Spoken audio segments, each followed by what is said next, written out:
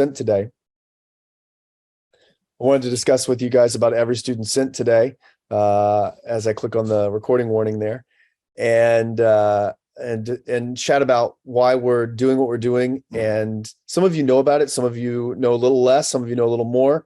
But in essence, Every Student Sent is an online platform and an offline movement to solve the faith crisis that is occurring oftentimes among our nation's youth that are headed to college and that are in college.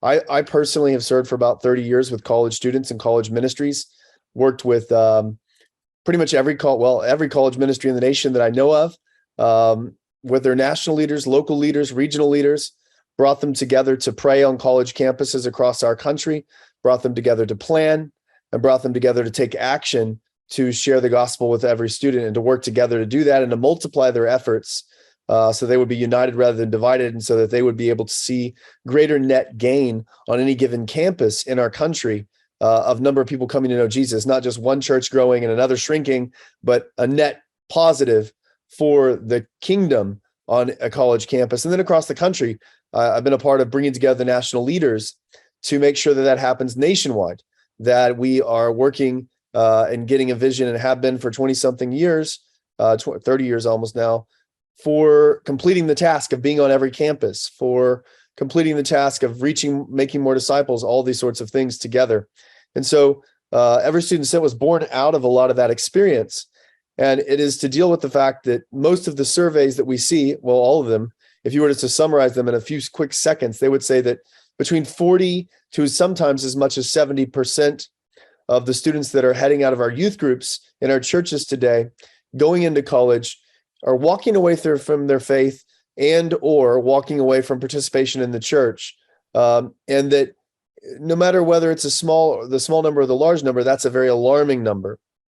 The other thing that we're seeing from other surveys is it doesn't appear that these people are coming back when they get into their 30s or 40s and have kids or whatever.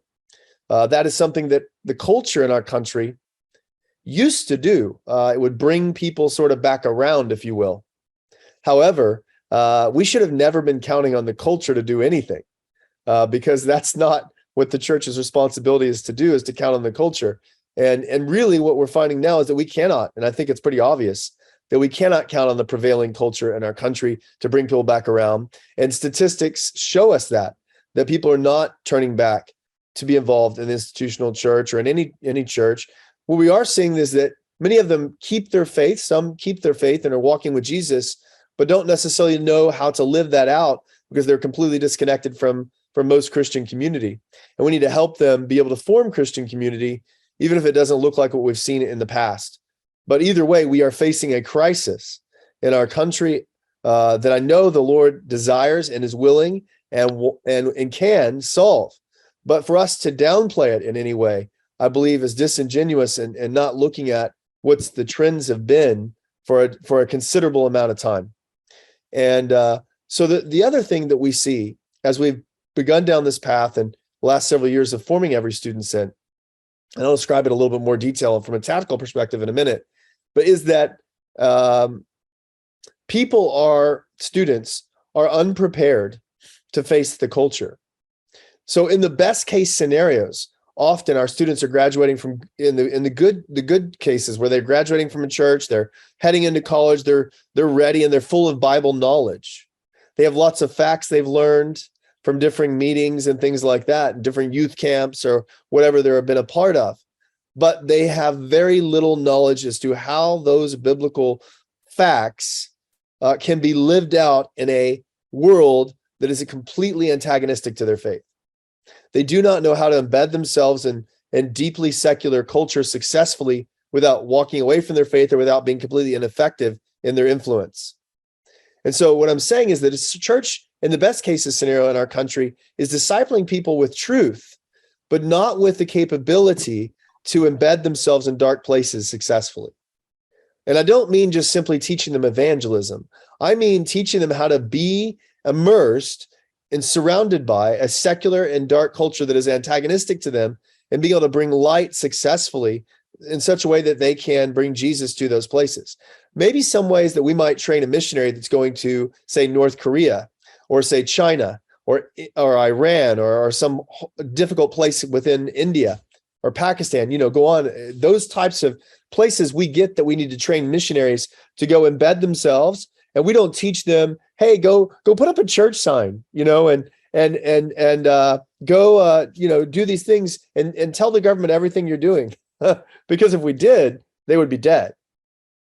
And we don't do that. And instead, we teach them how to go there, to make disciples, to embed themselves in a place that they understand is going to be antagonistic to them, and to do it in a way that they're a benefit to the culture that they're going to. They're an asset, but they're also an asset to the kingdom, and that they're making disciples.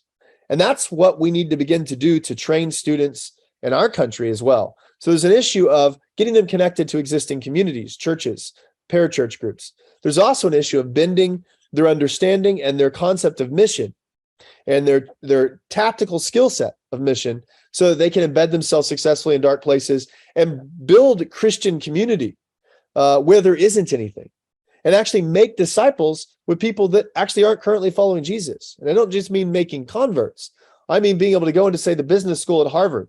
I'll pick on Harvard. Why not? But they go to the business school at Harvard, and they have nothing but a Bible and their prayers, and they're able to identify other Christians, and then they're able to work with those other Christians to build a community inside the business school at Harvard that does church inside the business school at Harvard, and where everyone participates and everyone is a part of the leading in a particular gathering and hearing from the Lord, and people are coming to know Jesus and then sharing Jesus with others in the business school at Harvard. So it's of the business school at Harvard, for the business school at Harvard, in the business school at Harvard.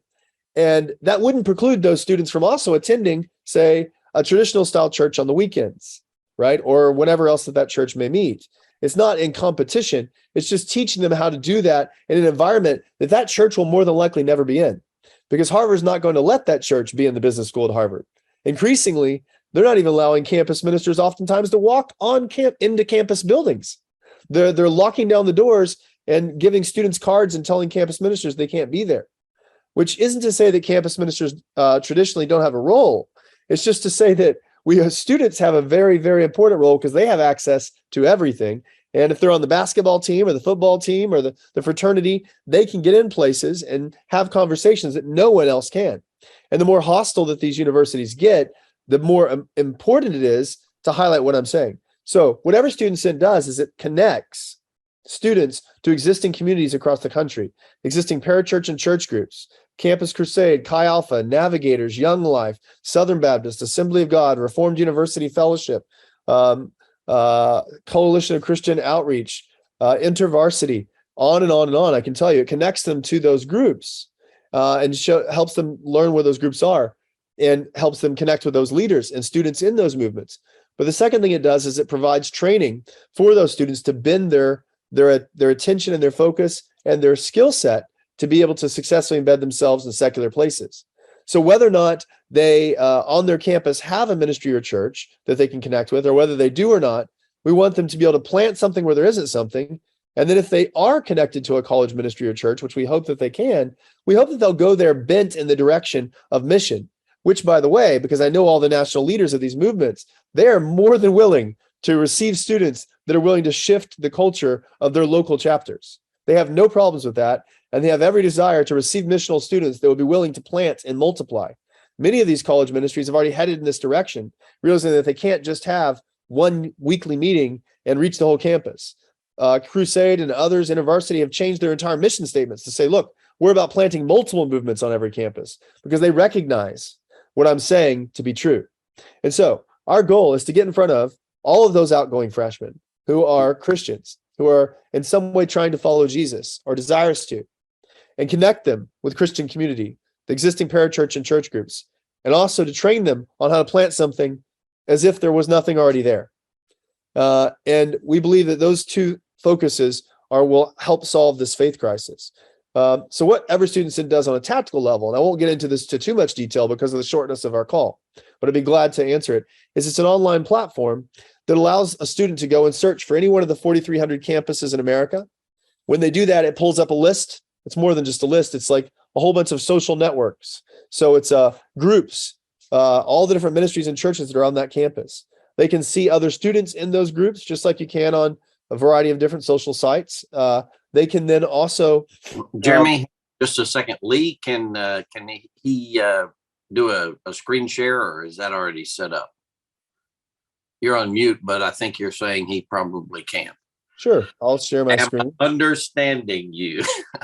Yeah, Jeremy, if you can, go ahead and do a screen share and then Okay. show, because this is pretty compelling, because it's not only connecting with the ministry on campus, but specifically the people in charge and students or parents that may already be part of that community. So very often, particularly for a freshman, if they're going away to school somewhere and someplace that may be far from home, being able to establish some connections of just a friendly face, because we all know when we go into college, our freshman year, we're both experiencing a level of freedom that we've never had before, and probably a level of challenges of the worldview that we were raised with like never before.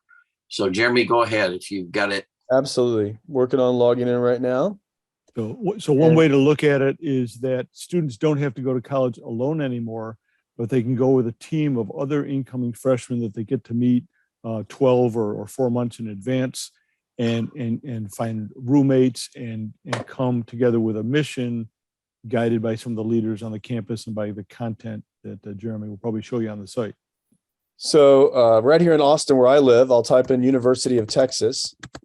This is one of the site. This is a test account that I've logged into, by the way, just for you guys. And you can see University of Texas. So there's a variety of University of Texas. So I'm going to type at Austin, and there it comes up. You can see how fast that works. It's very much like a Google search, being able to search 4,300 campuses instantly. Well, also, if I were to type in, say, Campus Crusader or Bob Smith, if there's a user under that name, or if there is a group under that name, it will find it and give you a list of them. And it's searching instantly, literally every college ministry in the country, every campus in the country, and pulling up information for the student or the parent or whomever about this is where it's designed for students to be able to look at. So if I want to look at this and go, okay, here are the ministries there. Let's go to Austin Stone, which is a church in the area. And this one has no activity presently, has about 6 followers. What we can do, if I wanted to do, I can post in there for Mitchell Johnson as their campus minister. If I wanted to message Mitchell or any other leader that they have, I can click this button. And within a few seconds, I can message their leader. In this case, I can message Mitchell Johnson and describe with him. I can also message students that are involved with that college ministry by going to their followers list here and then messaging one of the people there. I can do that with any college ministry or in the country. So I can connect with their local leaders. If I type in Harvard, you can see for Harvard, the college ministries that are involved here. And I can message their leaders and likewise do that. So I can go to Christian Union or whatever I want to do and connect with those leaders. Arizona State University, is one that some people I know are involved with in Pinnacle. And we got one, Tempe is what we're looking for, because that's their main campus. And I can see the different groups that are involved here. Ratio Christi, Crew, Campus Christian Center, Christian Challenge. And we could message those people, Campus Christian Center, could see those guys. And find out information about them, for example. Tells me a little bit about them. You can do all kinds of things. This is a test account, so it's a little bit different, but see who's connected to there, can see photos involved at the Campus Christian Center. Whoops. So this would show different things going on at the Campus Christian Center. Students, there's a meeting, what's going on, but without getting into all the tactical stuff, but you can see it functions as not just a simple directory, but also an interactive piece where they can post everything from photos to documents. They can host Zoom meetings in here. It links into their Zoom account. They can invite other people into the group. They can message one another. They can put a stream of consciousness in their overall stream. All those sorts of things can be done. We also have courses in here. Again, this is a test account, so that's why none of these courses are started. So it's just, but if I want to start the Thrive course, which is a course that teaches students how to successfully engage culture and embed themselves and make disciples, sort of a missionary training course. You can see we have a complete video training course, complete with, music, production, the whole bit. Jeremy, we've been friends for almost 15 years, and we're teaching students Christians how to embed themselves. It has B-roll footage of different campuses and things in it. But basically, it's an entire learning management system that crosses the entire social network. So what that means is these courses can be taken either individually, like I'm doing right now, or it can be taken within any one of these groups as a cohort. So a campus minister could walk students through these courses and see along with them as if they're an individual class taking this course. Or a youth minister can invite their senior class to the system.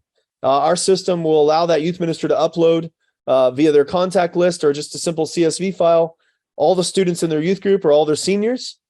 And our system will then invite all their seniors into our system on behalf of the youth minister and form a group for that youth minister, a private one that we call a send group, that allows those youth to see each other and the youth minister to see the youth, and for that youth minister to dialogue with those youth as they go through their senior year or junior year, and even as they get into college, and track them to see how they're doing.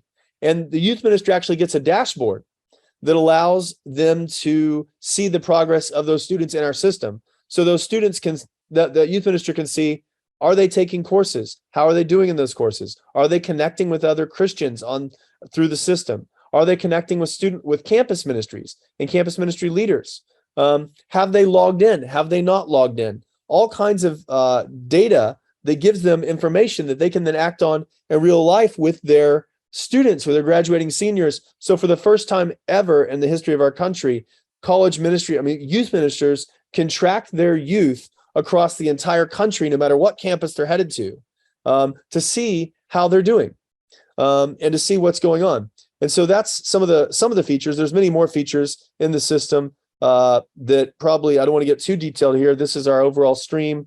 You can see people can post into there, but basically that's the essence of how things work inside Every Student Sent. I'm going to stop the share. I don't want to get too tactical in this call, but I want to give you an idea. In the system are, I would say 80% or more of the college ministries and churches in the country. Campus ministry leaders from the bottom up can add their college ministries, and national leaders from the top down can add their college ministries and churches. From denominations we work with, there we have partners. I guess I didn't show that, but I'll share that thing real quickly with you to show you. See if I can. I'm going to log out here. You can see in here, I can go to as a profile. I have an activity stream, courses, groups. These are all things that a user can do. They can set up their account. They can set up privacy profiles, everything you can imagine. I just won't get into all the details on that. But if you go down here to the bottom of this page, you can see some of our many, many partners right here with Every Student Sent. Just a quick way to show them to you rather than reading them all out. There's a whole bunch more, but those are some that are listed on the site presently. It gives people an idea of the breadth of the coalition we've been building for a while now to see this happen. We've surveyed thousands of youth ministers, all kinds of things moving forward. And so that's kind of where we are with Every Student Sent. We have tested the system. We've run it on tests across the country. We have around about 20,000 users right now. But that is a drop in the bucket compared to the amount of students we need to get to. We have surveyed with the census data, crossing that with George Barna data, crossing that with Gallup data, and other things to see basically where the students are in high school, the Christian students, and where they are in college, and where that transfer is. And we can give you, I can tell you in every state just about how many Christians there are and what level of commitment those Christians have, how many are the most frequent church attenders to how many are the most probably least frequent church attenders, but yet are still would identify as Christian. And so the general numbers are this, though, on a national level. I'm not going to tell you state by state because we don't have that time, but we can do it. I can show you a chart if you want to. We're probably the only people in the country that can probably give you that data because we've done so much research into this. But basically, about 150,000 students are the low-hanging fruit every year. Those are the students. It's about 9% or so of the total number of, quote, people that identify as Christians heading out of our youth groups, but about 100 that are college bound. But 150,000 students are the most regular, they attend church every Sunday, that sort of a thing. And that we would call them the on fire students, or whatever words you want to use for students that are actively involved in our youth groups across the country. Above and beyond that, about 750,000 or so that I would say attend church a couple times a month at least. And then there's even a larger group beyond that. But what we'd like to focus on right now is making sure that we get to that 150,000 every year. It's evergreen. It's 150,000 new people every single year that we are losing a substantial part of. And then we'd like to also then get in front of that 750,000 so that we are connecting them with college ministries across the country, helping those students plant new things in wherever they go and whatever their business school is, their football team, their fraternity, whatever, so that we can see this turnaround in our country, that we're not only protecting them from loss. That's not the goal of every student sent. The goal is to turn that loss into moving in advancing, so that we're not just not losing, but that we're actually gaining by sending out missionaries into these campuses and then beyond that into the culture. So let me finish by talking about that. Every student sent wants to not just help them change the culture on their campuses and help them connect with college ministries, but when they graduate from college, we want to help them connect into businesses. We want to help them connect into internships and connect into full-time jobs as they're graduating or in their senior year. And so we intend over the next several years, as we're building this, as we're continuing to build it out, we continue to build new features to put basically, if you will, a Christian Indeed into the system that allows students to connect with church, with not just churches and ministries, but businesses. And those businesses to be able to post job offerings and things and be able to have a stream of qualified candidates that are Christ-centered values with the understanding of mission and how to be successful in the secular world. Now, if you're an employer, you probably want people like that. And I can tell you what we've talked with President Joseph Castleberry of Northwestern University in Washington State, and he's wildly enthused about that aspect of it. But one of the things, Jeremy, before we kind of transition into Q&A and any check-in that we've got time to do with each guy, is think of yourself going off to school. I happened to go to my undergraduate work in the town I grew up in. And so you'd think, well, Lubbock's not that big. And I moved from high school right into Texas Tech. But analogous, as I think Scott Sanders could tell us and anyone else that served, it's almost a transition from going from being a civilian into the military.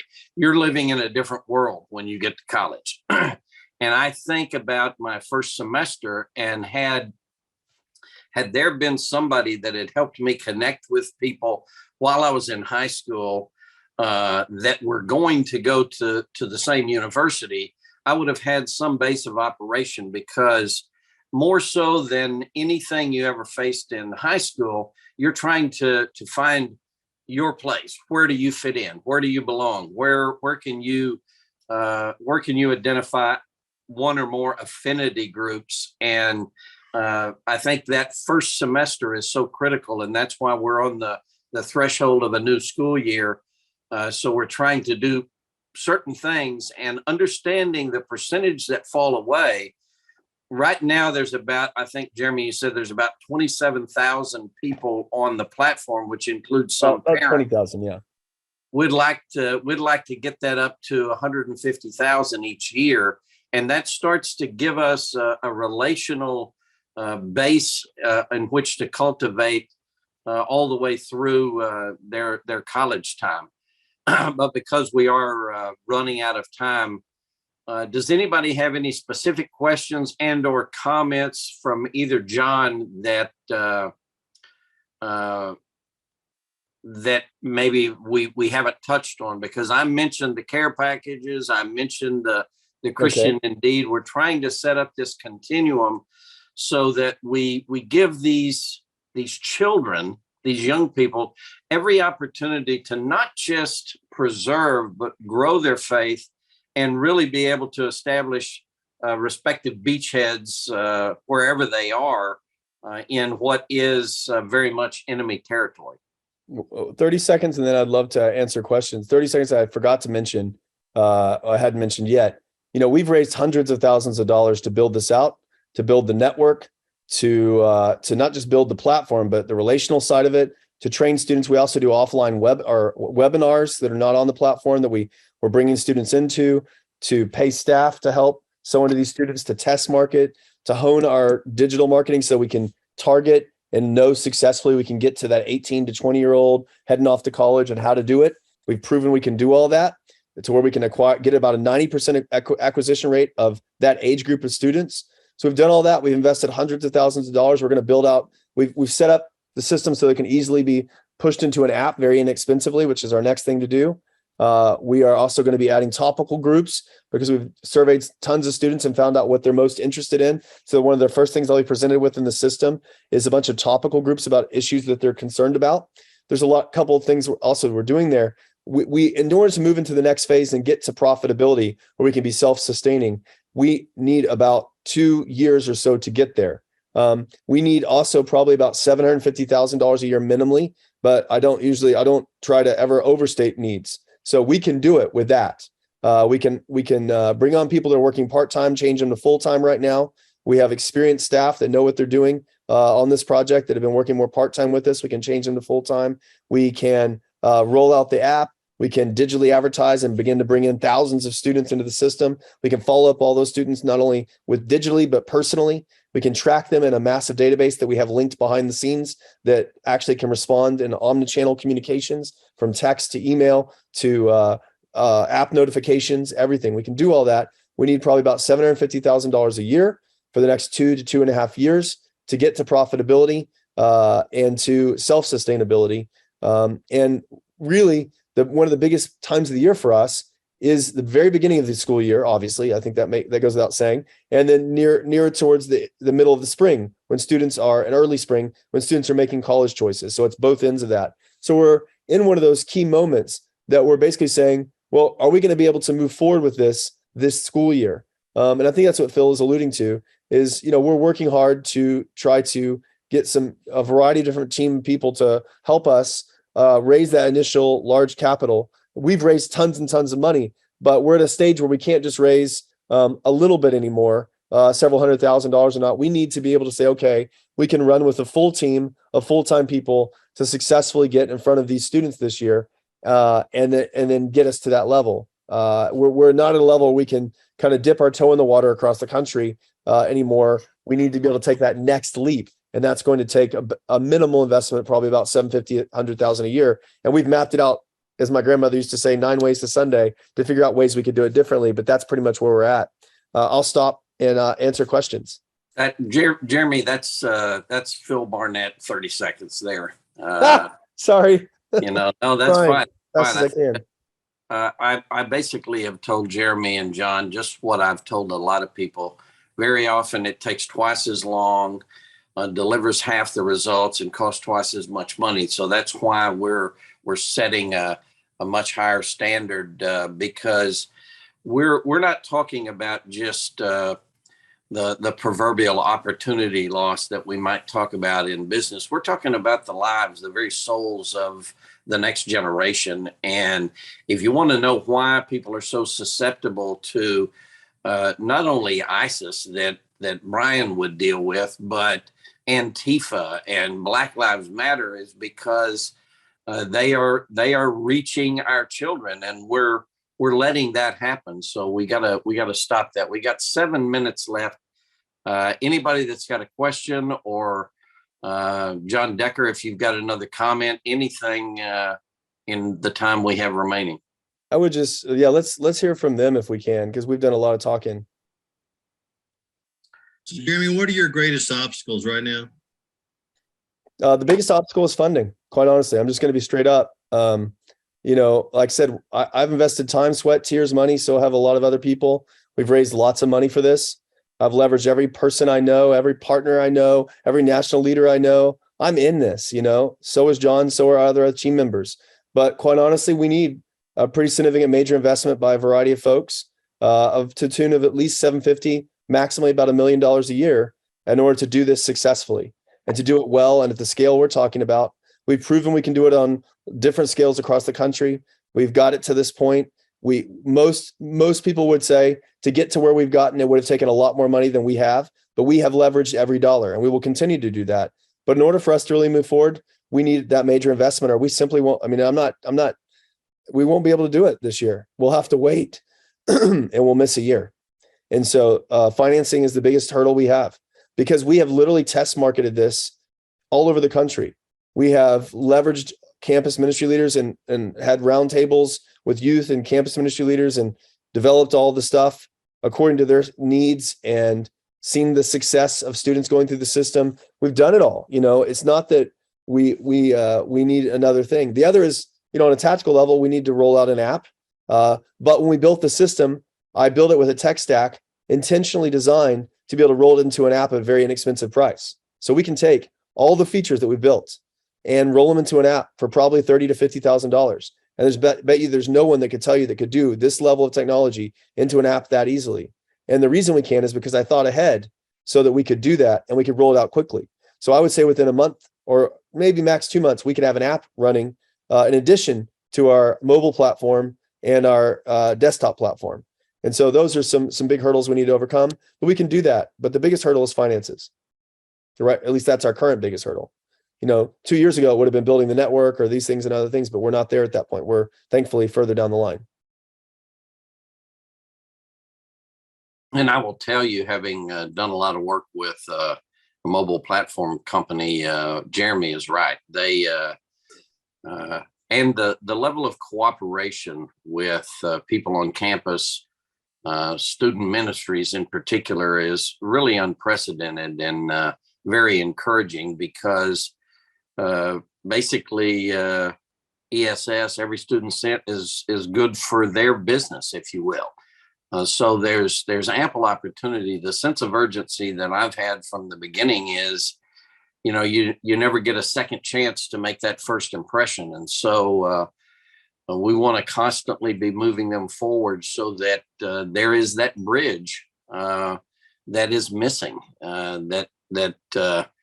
I have seen too many of our friends. And I remember a good friend of my daughter's, and my wife is really good friend with her mom.